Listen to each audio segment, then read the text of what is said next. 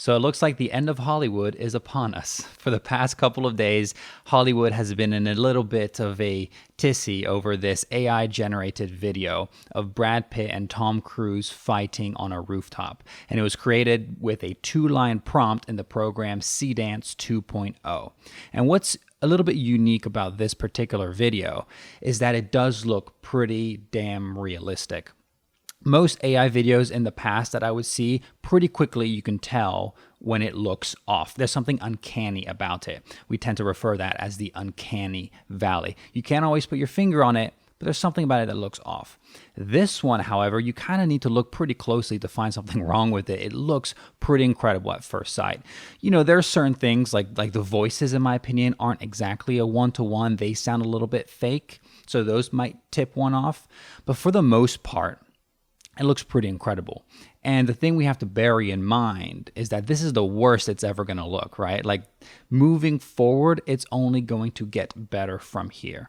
So understandably, a lot of people in Hollywood have been thinking that this is kind of the end, right? AI is going to replace filmmakers or replace many jobs in the filmmaking business. So me being a professional editor working in the business, I felt compelled to talk about it and potentially shed light on some of the dangers that I think this can have for filmmakers and specifically maybe aspiring filmmakers. So what this video demonstrates is that we're not far from a future in which people will be able to create entirely AI-generated movies with a quick 2-line prompt. And this is going to be used by 2 main groups.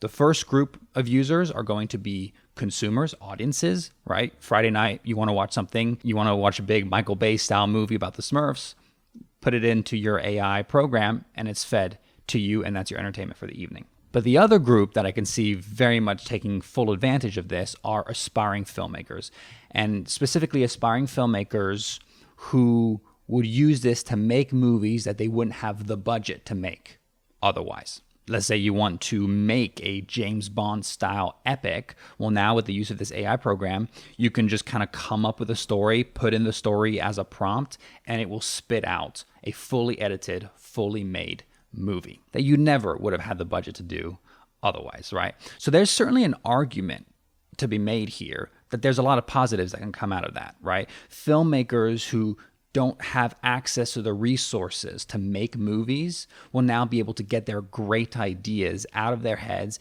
and into the world. And to be honest, I've seen some pretty interesting fully made AI shorts on YouTube. It's not entirely this like put in a prompt and get fed images, but they still have to edit it and put it together. So there's at least some creativity there. But it goes to show that some interesting things can still be done with the use of AI. But like anything, you're going to have people who use it in an interesting and creative way, and you have others who use it in a way that has no artistic merit whatsoever. All that being said, what I want to caution filmmakers of is the creative implications and the creative dangers of the reliance on AI. In a world where you can create anything with a 2-line prompt, creating something different and creating something unique is going to become all the more important to stand out. And by its very nature, AI will not produce anything unique. It's just going to repurpose and reappropriate what's already been done. So you may have a very unique and interesting story to tell that you've come up with yourself. But the second you use AI to visualize it for you, to actually come into existence, you're cutting the uniqueness of that story in half, at the very least. Let's say you don't use AI to make a movie. You come up with an idea, you write it, you collaborate with other artists who each have their own unique perspective. You all come together to make a piece of work. And then you work on it for weeks and months until you get it to a point where you're happy with it. The final product is going to have a ton of you in it because you would have had your hand in making every frame of that movie. And not just your point of view, but the point of view of everybody else. Movies are a great coming together of all of these different talents to create something that is inherently its own thing. You can take the exact same script and give it to two different groups of filmmakers, the movies are going to look and feel different. So that process mixed with an original idea creates a very original movie. So if you have AI do the production work for you, you will essentially disappear from the visual side of the film. On top of all that, your own artistic taste and skill set gets developed over time with practice. The more you make movies, the more you make very low budget short films, whatever it is, the more you make movies, the more you practice the craft of filmmaking, inherently you will grow and you will get better. You learn how you like to tell stories. You learn what kind of visual languages appeal to you most. You learn how you like working with cast and crew. You develop a network of other filmmakers. Once you hand off production to AI, you're essentially no longer growing as a filmmaker. And so you're destroying your entire filmmaking potential. Now, people might say, well, no, I mean, if I still am the one coming up with the original ideas, I'm still growing as an artist because I'm still forcing myself to come up with ideas that get more and more unique and more original. But my counter argument to that would be that filmmaking is a visual medium. If you want to be a filmmaker, the visual side is inherently tied to it. So you may be growing as a storyteller even if you use AI to make the movies. For example, you're developing your skills on how to write better and more interesting prompts so that you craft stories that become more unique, become more interesting, have better character development. But that's not growing as a filmmaker. That's growing as a prompt writer. And I'm sure that in the future, prompt writer is going to become a separate job all in itself. So if you want to be a filmmaker specifically, I don't believe you can divorce yourself from being a part of the production of it, and therefore you cannot afford to let all of those skill sets not develop or atrophy. Now, that's if filmmakers choose to just relinquish production to AI. There's going to be a massive subset of filmmakers that won't do that, that will still go out, make movies, but they will use AI as a way to accomplish certain shots that they wouldn't have been able to accomplish without AI. For example, let's say you have a story where you really want this scene where a building blows up and you don't have the budget to hire a CGI artist or build a model of a building and blow it up practically.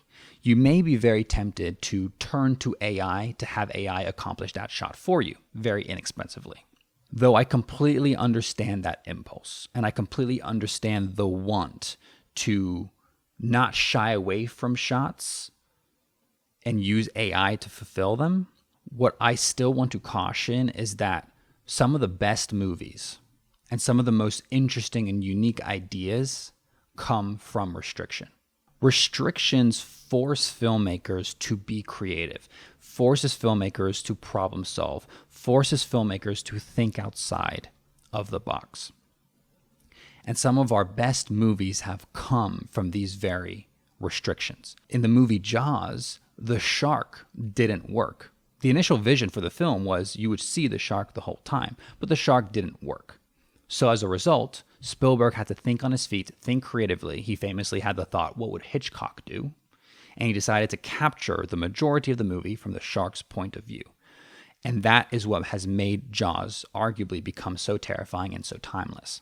If Spielberg just had easy access to this working shark, or even at the time had AI to create the shark, we may never have gotten this long-lasting horror classic, because that came from a problem that he had to solve in a unique and original way. So once filmmakers start constantly using AI to do things that they would not have been able to do before, my fear is that it's going to reduce a filmmaker's ability to think in an original way. And it might mean that moving forward, great filmmakers are going to start to get lost in the shuffle.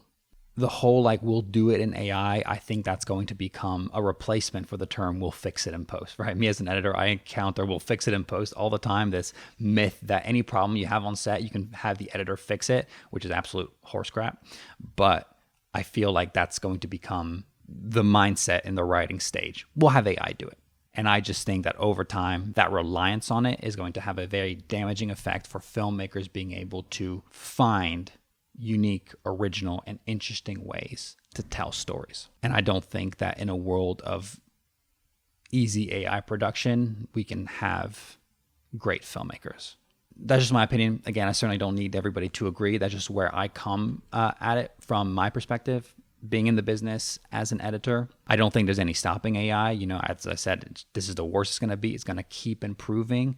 But I think the biggest way to combat it is for filmmakers to not want to rely on it and still want to strive to create something that has their unique sensibilities throughout every frame of the film. And that's how you create really memorable, long-lasting, classic movies that I hope don't get eradicated in the future. So thank you so much if you watched it until now. Thank you for sticking around. I appreciate you as always. If there's anything that particularly resonated with you, please let me know in the comments and I'll get right back to you. If there's anything you disagree also with, please let me know. Always great to have healthy debate in the comment section, but consider subscribing and I'll see you in the next video.